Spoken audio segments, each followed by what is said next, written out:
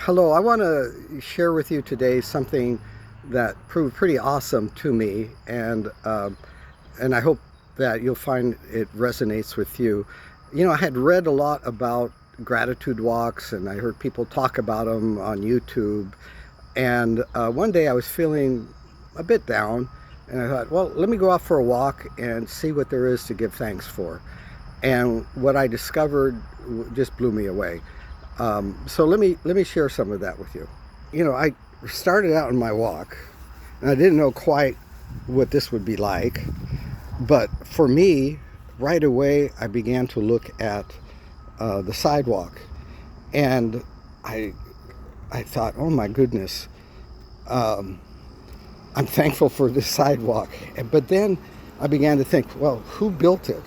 Who were the work people who put it together? Who brought the truck drivers who brought the concrete and the sand, and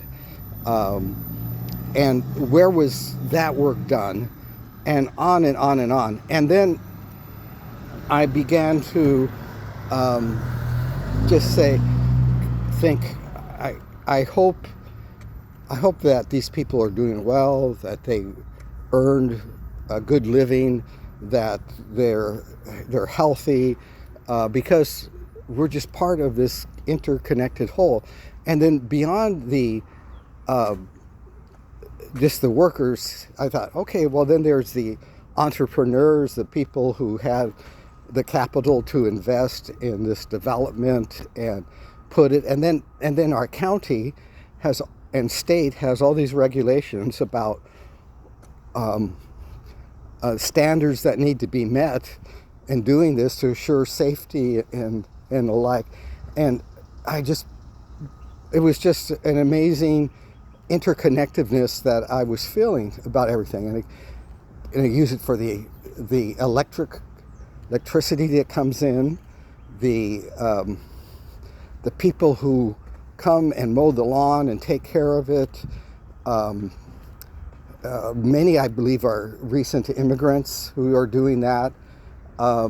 So what I really got a sense out of this walk was just how we're all interconnected in this community. And for me, it was I was giving thanks for it, and I wanted everyone to do well.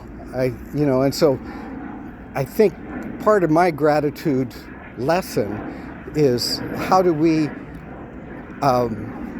promote a loving community where we don't see things just as isolated individuals, but as part of a collective whole. The school system, the electrical system. Now, I'm going to show you here something that I had mixed feelings about. And let me put it up. And you can see in the distance, there's a crane and a building under construction. That's going to be a data center where internet will travel through, and things like this video will be stored on servers in there. And I'm mixed because it's changing the environment by where I live. But then I thought, okay, well, let me give thanks, because I wouldn't be able to communicate with you without this infrastructure that's being put together.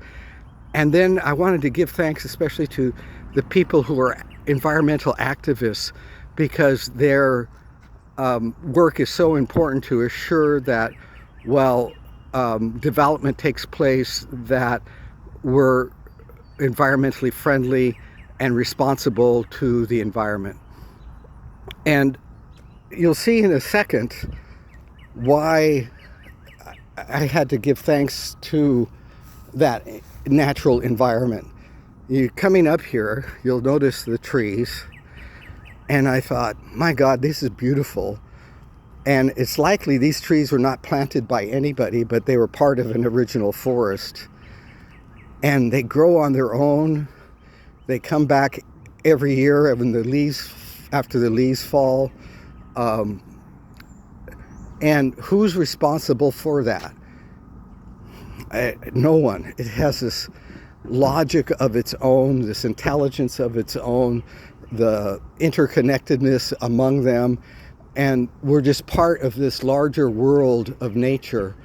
And actually, I'm just in awe that all of this happens without human intervention. The human intervention maybe can have a negative effect, but that we have to act responsibly. So I'm giving thanks for the trees and the intelligence and whatever that is. It just kind of blows my mind away. I'm not quite sure. And then finally, I want to come up here and show you something that on my original gratitude walk just blew me away. And you'll see why in a second. And one of the nice things about taking walks is I often bump into neighbors, and I enjoy the conversation and the connectiveness that I feel with them. So I'm just thinking, I have so much to give thanks for. Well, up here, you look, this is what we call a manhole cover. And let me show you, and I hope you can see the writing on it. It says VDOT, that's Virginia Department of Transportation. And then you see there it says Made in India. And what amazed me was, my God, I'm thinking about people here in the United States who made so much of this possible, but then the connectedness with people in India who I never know, and this has probably been here for 30 years, something like that, and its role is to collect the rainwater and to feed it into nearby streams and rivers in a responsible way. But how about those people in India? And I'm connected to them in such a profound way. So there is this whole globalization that is going on, and now with climate change and all of that, we just all have to come together and have responsible governments and make sure that everybody around the world lives a decent life, a safe life, that has educational opportunities, protected from disease. This is what I came to me in my gratitude walk. Now, I hope you're found this interesting, and I would like to add here that you can learn more about my whole effort to promote self-empowerment and self-love. You can go to my website, gregperio.com, and there you can find links to purchase my books. The first one is Outside Eden's Gates, The Secrets of Self-Empowerment. And then there's a companion book too that has weekly exercises to follow. So give those a try.